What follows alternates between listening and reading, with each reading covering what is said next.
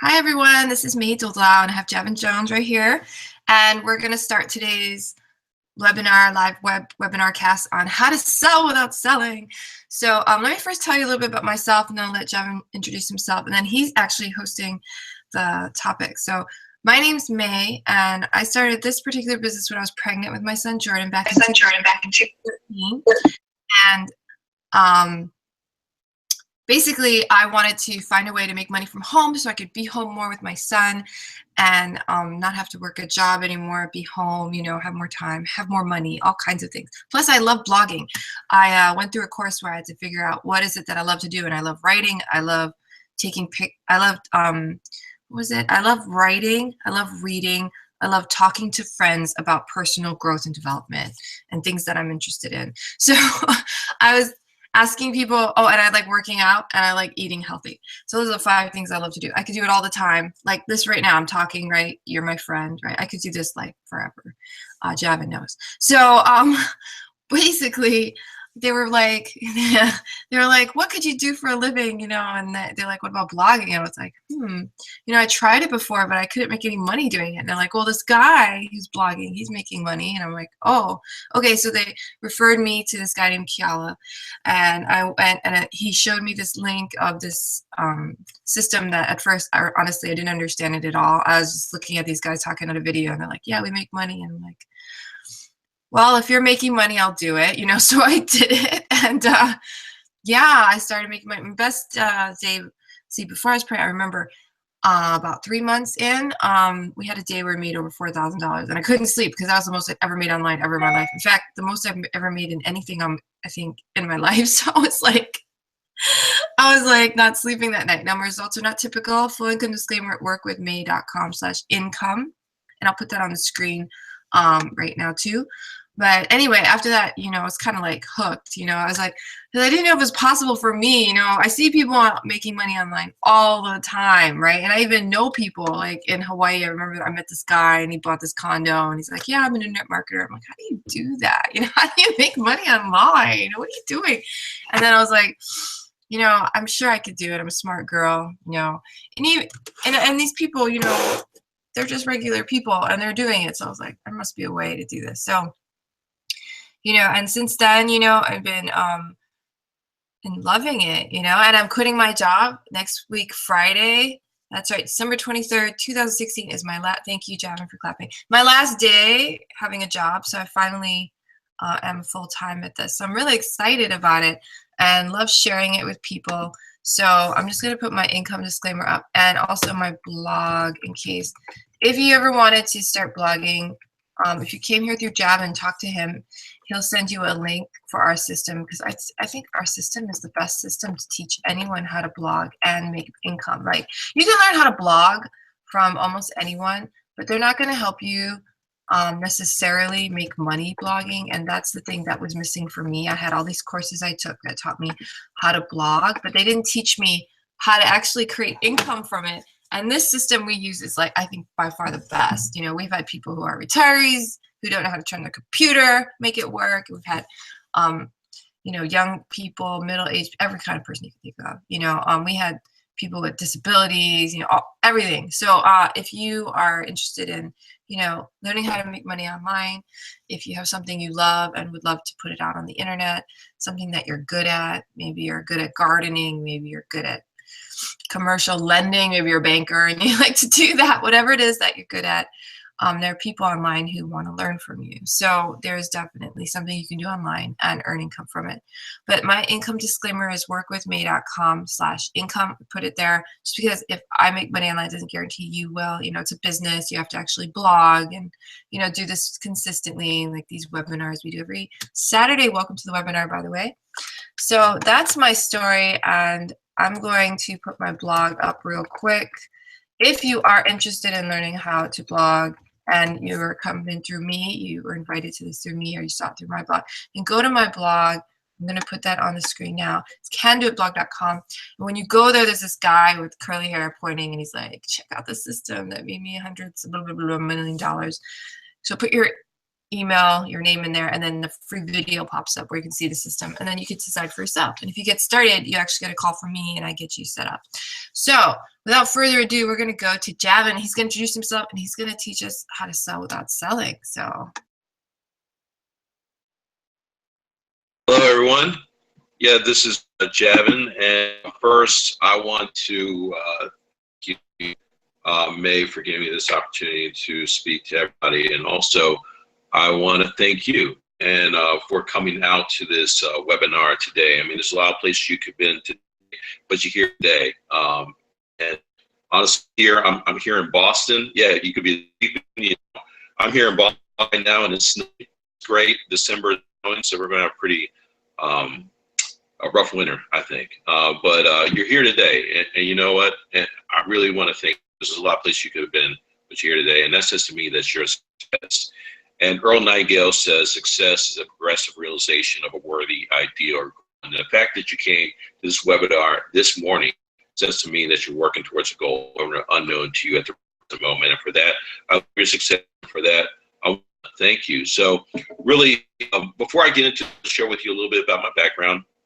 So I moved up here. I've been here in Boston since college, and I've been in sales. I went in sales right out of college, and I went into a pretty hard. I was in sales, but I was a financial advisor. So basically, what I had to do right out of college was gain rapport. I had to gain people's trust, so they would actually work with me. I had a plan. Financial plan at that time ranged from about $100 to $1,000 or more. So you really have, and this is after meeting the person after maybe maybe a second interaction. I really had to learn how to sell and sell quickly because and I was actually pretty good at it. And then I was a financial advisor at another institution, and that was 100% commission. So I don't know if anybody here has ever been on 100% commission before, but if you don't sell, you don't eat. So I had to get really good at selling, and so I've learned over the years, different techniques, and I want to share with you those techniques. But what I first want to do is really talk to you about maybe some misunderstandings about sales. Well, first, a lot of people just don't like sales. They don't like to be seen as a sales person. But I want to share with you first why selling is so important. See, honestly, you can have the best blog, you can have the best webinar, you can have the best strategies, but if you do not know how to sell your product or service, you're not going to make any money. So selling is a key, and a lot of people like to buy. Don't like to be sold. That's like 9 out of 10 times you go to a store and someone says, "Hey, I help you." Basically, you say, "I'm all set," or Boston they say, "I'm all set," or most people say, "I'm just." And the reason why you say that is because you don't want to be sold, but you're there to buy. Okay, so understand that. Also, I want you to understand that everyone can sell. Okay, some people have the gift of gab or the silver tongue, but no one is born a salesperson. Everyone is taught how to sell, and you can be taught as well. And also, everyone is a salesperson. Okay, if you think you're not a salesperson, it's like, oh, I'm not good at sales. Well, you try to convince someone to do anything, convince people to go to a movie, or if you're married, convince someone to, go to dinner, or you go on, you're selling, because you're getting someone to do something that honestly they probably already wanted to do. So let me go even further. A sales made any interaction that you have with anybody. Either the person is selling how you can, or you're selling them and how you can't. But a sales made, okay? Got that from Boiler Room. If anybody's seen that, it's a pretty good movie, but it's pretty old too. Now, and what we're going to talk about today is actually the ability to sell without selling. But before I talk about What movie did you just? that was What? Boiler Room. Boiler Room. Boiler Room. Okay, got it. Yeah. Yeah. That's So crazy. That's crazy. yeah. So but basically, there's two things about sales that I want you to understand. In sales, you can't get anybody to do anything they don't already want to do. Okay. So basically, because they've already made the decision in the first seconds of interaction, a person has made a decision to either buy your product or not buy your product. Okay. And they're basing this on the fact that if they need your service, or even more importantly, if they like you. And I think this is where a lot of salespeople get wrong. In the sales process, you're not there to necessarily make a sale. You're there to get the person to make a decision. Okay? And that's either yes or no. Never be yes or no. And we'll talk about that later in the call. Now, also, not everybody is going to buy your product or service. Okay. It's the 80-20 rule. Okay. So 20% of the people are going to buy your product no matter what. I mean, you can mess up, you can do some, they're just going to buy your product no matter what, 20% all the time. Okay. 20%, no matter how well your presentation is, they are never going to buy from you ever. And then you have your 60%. And this is where you can really hone your skills. And this is where, when you can master the art of selling without selling, you can really increase this number. And also, when I was saying the 80-20 rule, 20% of the people that buy from you are going to buy percent of your products. Okay, so just remember that 20% of your customers are going to buy 80% of your product. Now, understanding this, I want to share with you a couple principles how to master this selling without selling. Okay, so first, you want to gain rapport. Okay, rapport is essential. See, people do not care how much you know, they will know how much you care. Okay, just remember that. Gaining rapport is essential to anything. And now, how do you gain rapport? Well, first, gain rapport by just asking basic questions. I want to know about them. Ask questions about them. Ask them about their business. Ask them about their family. Ask them about what is important to them. You want to get them in the process of saying yes. So you want to ask closed-ended questions. A mixture of closed-end and open-ended questions. Closed-end questions is, is it cold outside? Yes. Okay. Do I want to make money? Yes. Okay. Open-ended questions are not either a yes or no question. These are the kind of questions like, what about that is important to you? Okay. And that is, that's an open-ended question because there's no yes or no answer to that question. So you want to do a mixture of those, and that's how you can gain rapport.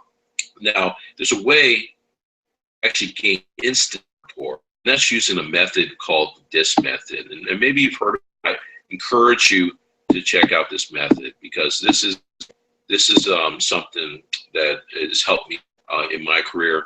And there's certain questions you can ask somebody to learn their personality type, and then structure your whole meeting based on their personality type. And then they'll gain instant rapport because it's like, this person knows me because you know their personality. So there's different personality types. Like I said, this method. So most people have predictable patterns of behavior. People are either reserved or outgoing, or people are task-oriented or people-oriented. Now, these two hemispheres can be broken down into 4 basic personality groups, and everybody has these personality within them, and that's either dominant, inspiring, supportive, or cautious.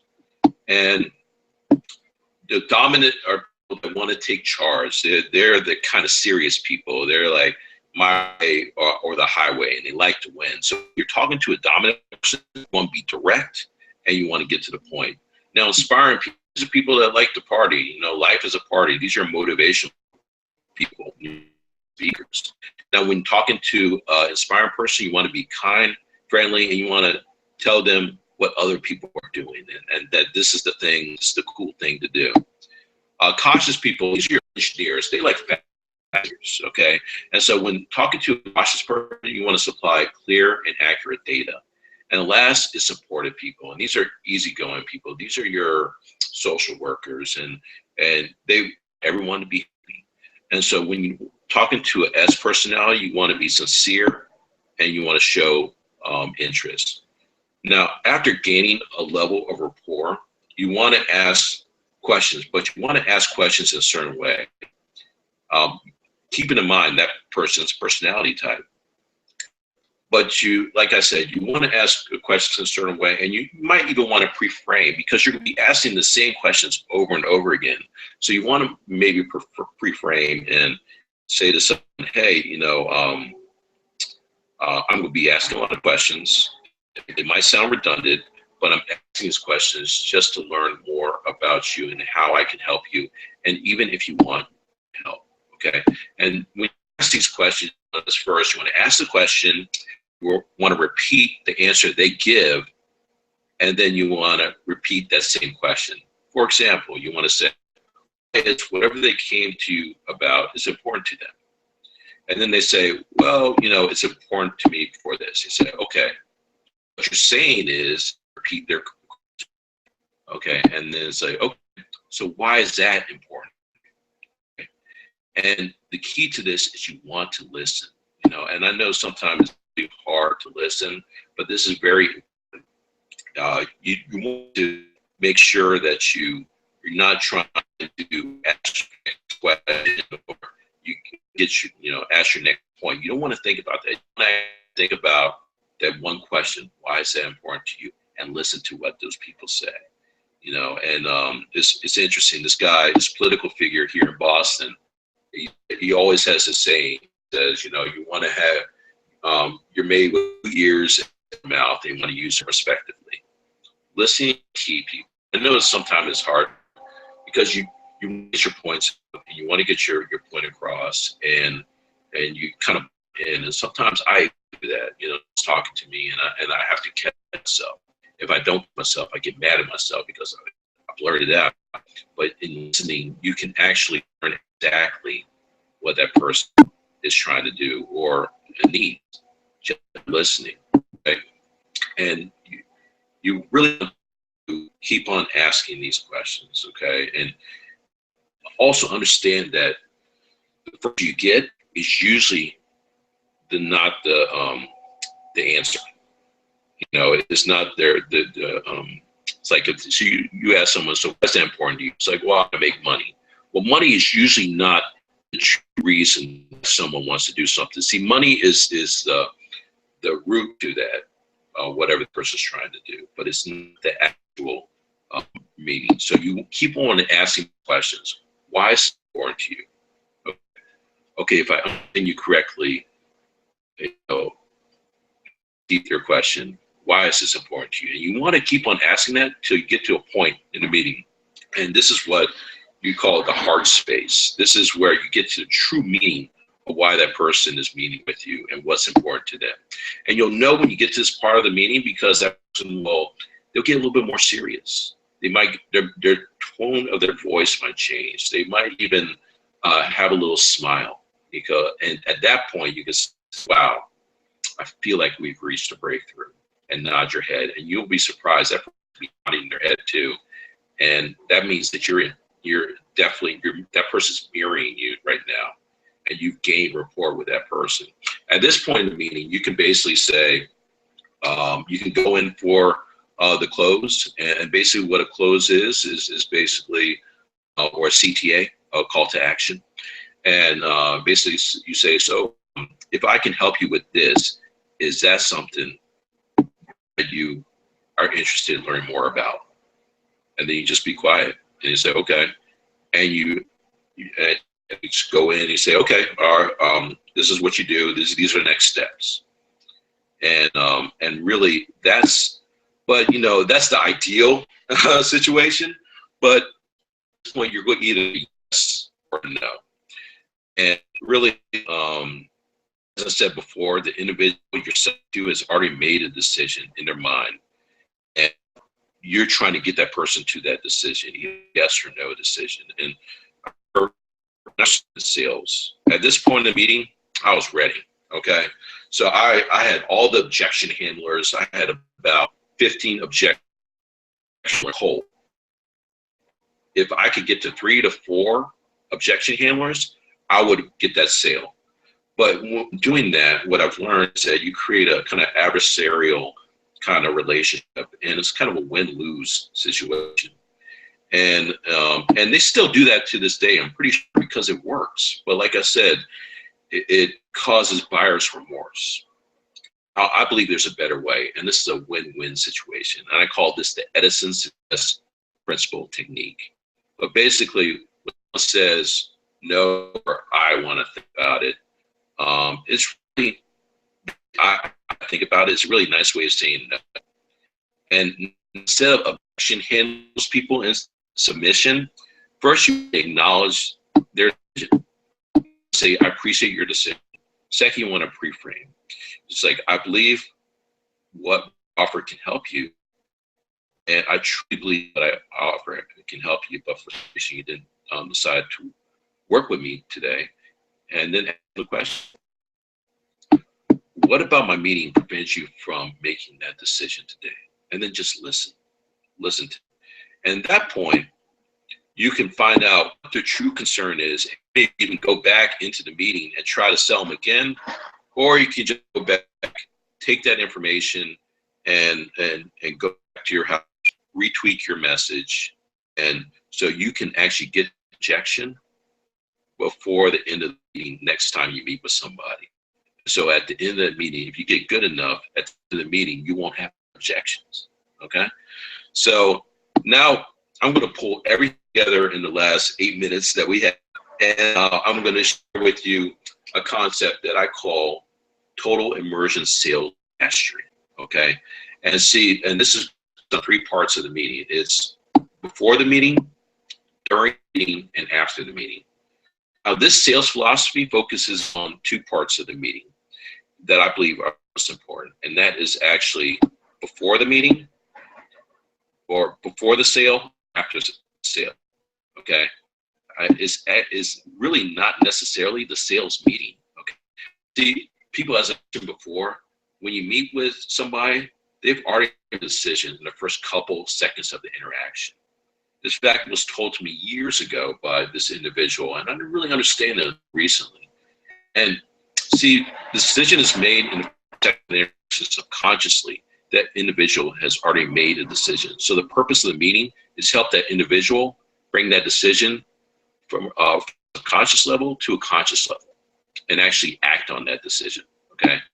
Now, notice I did not say the purpose of the meeting is to get the sale. It's to get the decision. You know, you want people to get to a yes or no. So how does this knowledge help you get the outcome that you desire? First, first part of the sales process, see, you want to create an outcome of the meeting by visualizing the outcome in a certain way. This is before the meeting, okay? People for things, and this was articulated by Wallace B. Wattles in Science of Getting Rich. So I encourage you to get that book. And so it's really, like I said, thoughts are things, and you can create the outcome you want by visualizing that outcome. You visualize the meeting in a certain way, and this concept is called self-coaching. And how do you self-coach yourself? Okay, first you want to get into a meditative state. You know, you want to kind of focus. What I do is I focus on my feet and kind of move up my body and just focus on different parts of my body until I get to the crown of my head. And then you want to visualize a picture, like you are a director of a movie, okay? You look at your the meeting from another perspective, and you want to look at it as it's happening right in front of you in the screen. And then while you look at your meeting that you're visualizing in your head, you want to look at different points in the meeting where you can make it better, okay? And you want to pinpoint those points in your head, and then you want to go over that meeting again in your head with the corrections, okay? And so what does this do going into a meeting with this kind of perspective is, well, first, it's you went into meeting confident, okay? And I heard someone once say that no one can read your mind, but you can't hide your thoughts, okay? So if you go into meeting confident, people are gravitated to confident. Individual once told me, confidence breeds success, okay? So you really you go in being confident, and you already have a vision of where the outcome of the meeting. Now, the person on the other side, basically this is an unfair advantage, because the person on the other side, they're really meeting blind. They're just, oh, I'm going to meet with this person to talk about this thing. But you have a vision of what the meeting is going to turn out to be, okay? You go in with that, and, you know, everything is, this is really, you go in with that outcome. And I'm not saying that you're going to get the outcome that you want, but what you are going to get is a yes or no, okay? So during a meeting, first you want to, you know, rapport, and you want to prefer. And this is something that we kind of talked about a little bit before, but and if you're very confident, I encourage you to do this. And this is because you already know that person's already made a made a decision in the first few seconds of the interaction. Okay, so you already know that. So you want to go, you pre-frame by saying, you know, I want to share with you, you know, my product or service, and I want you to come to a decision. And then be either yes or no. Maybe it's not okay. And you want to share with them why maybe it's not okay, because really it's not, because it's giving them, you know, it's just like, why just come to a decision, and not have this burden of saying, well, maybe I'll do it because maybe you really want to do it. But for some reason you figure out in your mind right now how you're able to do that. Really, you want to just get that person to say yes. Right? That's if you're really confident in this strategy. You know, you don't want to, this confidence, because you're being presumptuous of the situation. And people might think throughout the whole meeting, basically, well, I got to come to a decision. I got to come to a decision, and not really listen to what you're saying. So, but I think if you do this and you pre-frame, you already know that's going to be a yes or no.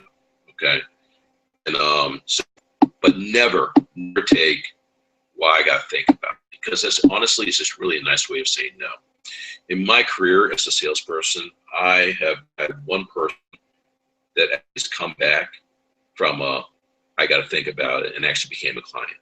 Okay, most people never come back, because, you know, once they leave that interaction with you, life happens, and you got to share that with people. Like, I understand that you can't do this right now, but understand that once you leave this door, or once you leave, life happens, and you know, it's really hard to come back. And I encourage you just to get this burden off your shoulders. Just say yes or no. I'm fine with either one, but maybe it's not good for you, and it's especially not good for it's not good, especially it's not good for you. Okay, and also, you say you got to respect their decision. So, and after the meeting, you know, you want to maybe even do the Edison Principle at the end if they say yes or no. And at the end of the meeting, you want to do self-visualization again, tweak your process. And really, that is conversion skills mastery. And if you know, really good at this, you're going to go to meetings with the confidence and the actual, you're going to actually get the outcome that you seek. And that's a yes or no decision. And with that, you know, that's the total sales mastery. I ended it at 12 o'clock. There's a lot more to this. And actually what I'm going to do, I've decided that I'm probably going to do maybe another webinar sometime next year, going into this more detailed. It's going to be a little longer, going into some of the questions that you could, there's 2 questions that you can answer, that you can ask someone, and you can learn that person's personality type by just asking these 2 questions. And I didn't go over that time, because actually learning questions cost me over like $500. So But I will do this again, and also I challenge everybody to listen and get this part, this technique in your sales process, and almost can guarantee that you're going to have better results. And and I'm also challenging myself. Next year, in the first 2 quarters, my goal is to sell 100 blogs using this method, or to meet 100 people, leading them to a decision using it. And that's my goal, my challenge to myself. And so again, I want to thank you for giving me the opportunity to talk about this. You can tell I'm kind of passionate about sales, and I think everybody is a salesperson. So that's it.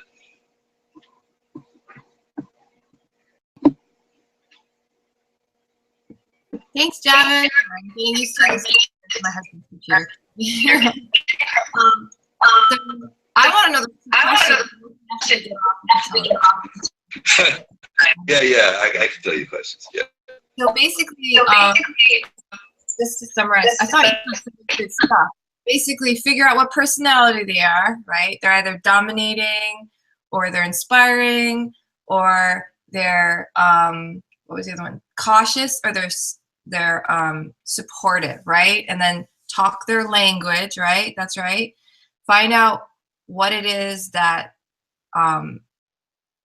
they like about whatever, or get rapport, right? Is that right? Yeah, so ask questions to get them to talk, to get to know them, right? So that they can feel comfortable talking to you about their needs. And then you ask them, well, if I could solve that or do this, would you be interested in doing, finding a way? And then they say, yeah or not. And then you would say, okay, here are the next steps, right? Is that kind of what, okay. And then you're saying something about objections, if they have objections, to be prepared. And that part I didn't quite, I just heard objections and then be prepared. But is there something else about objections?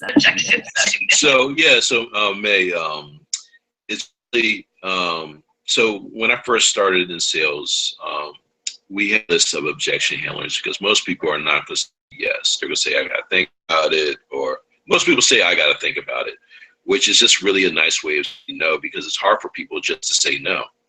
And so instead of using objections, you use the Edison success principle. It's a scientific method. I can go into that more detail in another time, but you want to acknowledge their decision as the best decision, because the decision is based on the information. It's the best decision that they can make at that period of time, based on the information that they have, and you got to respect that. Okay, and at that point, you ask them, okay, I respect your decision, and I really believe that this whole process, my business, can help you. Now, can I ask you a question? What about this business? What about our meeting today prevents you from saying yes today? And then you just listen to them. Okay, so you do objection handlers. Objection handlers is the old school way, and they still today works, but it causes a win-lose situation. I like win-win situations. So I hope that answers your question. But it's really about acknowledging their decision as the best decision, because the whole point of the sales process is to get a person to a decision. It's not necessarily to get the sale. It's to get the person to the decision, because you create that win-win situation. And if you look at sales that way, you can never really fail. Okay, because you just guide that person to this. It's about that. Like I said, the decision. So, hope that answers your question. That makes sense, I guess. So if they say something like, "I got to think about it," like, so what you're saying, you got to think about it, does that mean you're not interested and you're just being polite, or you know? Kind of like that. Is that what you mean? So force them to say no, or force them to say, yeah, I'm just being polite. Really, I'm not interested. Is that what you mean? You want a person to come to a yes or no. And once they come to a yes or no, Okay, let's do it that. I'm not sure. What would you say to me? Well, okay, I'm not sure. Okay, so, I have to think about it. you got to think about it. May, and we talked about this earlier in the meeting. And it's really, I appreciate your decision, but honestly, um, really, I got to think about it, or I'm not sure. It's just really a nice way of saying no, and I'm really comfortable with you telling me no right now, because at least you come to a decision. And the whole point of us meeting today is for you to bring the decision that, remember, May, that personally I believe you've already and really come and basically yeah, I was on a roll. I kind of messed up, but basically it's I appreciate your decision, and but really the meeting is not you to just say I got to think about it. It's really come to yes or no, and like I said, I'm fine with a no because that's a decision, and that's a great thing. A lot of people don't make a concrete decision, So really, yes or no is fine, because honestly, if you say I got to think about it, and truly you might really have to think about it, and you're not just being polite, but then you have that burden of leaving this meeting and then going out in the world and dealing with everything else. And I can almost guarantee once we stop talking, when you leave this interaction, this meeting is going to go way down on your priority list. So if life happens, I understand that. So you do yourself a favor, take that back and just say yes or no, and I'm fine with either one. Okay, that's cool. I guess I'll say yeah. But anyway, and then you were talking also about being meditative, and then I guess that was to be prepared for the presentation, or be prepared for the meeting. Yeah. So that's something that I've learned recently, because thoughts are things, and you put that thought out there, and you put that freak out there, basically. So if you go into a meeting with the idea that you are going to get the outcome that you want, you're probably going to get the outcome, because your mind, personally, and maybe I didn't say this earlier, your mind does not know, your subconscious mind does not know the difference between what's real or imagined, but it'll seek to find that outcome in the outside world.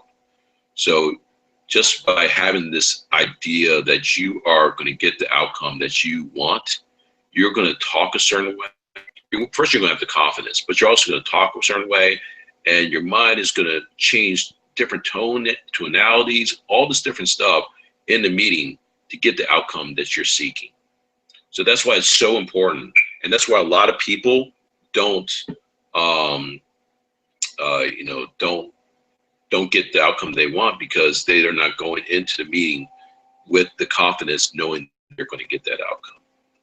And also another I don't think I talked about is that this whole method, the total sales immersion mastery, it assumes that you are a product. Okay, you have the product that you're trying to sell. It assumes that you go into the meeting with an idea, an agenda, and a script. So if the dog is barking or the cat is meowing, baby's crying, you're not distracted.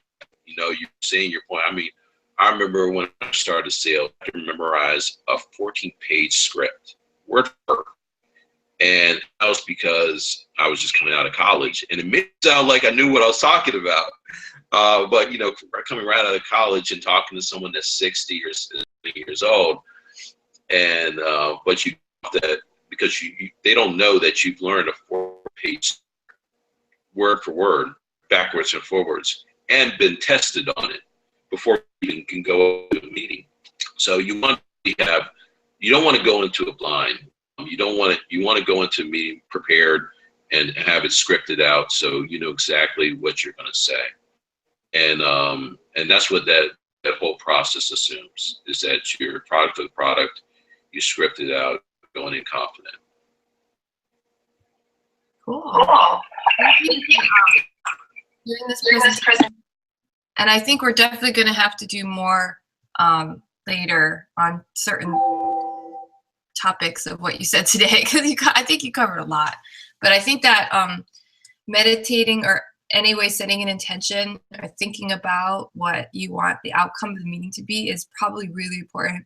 I've gotten into a lot of sales meetings recently and haven't done that, and I realized that's probably what happened that made them go downhill, because I didn't even think about like what I wanted, like how I wanted it to go in my head, or kind of like map it out. So I think that's actually really important.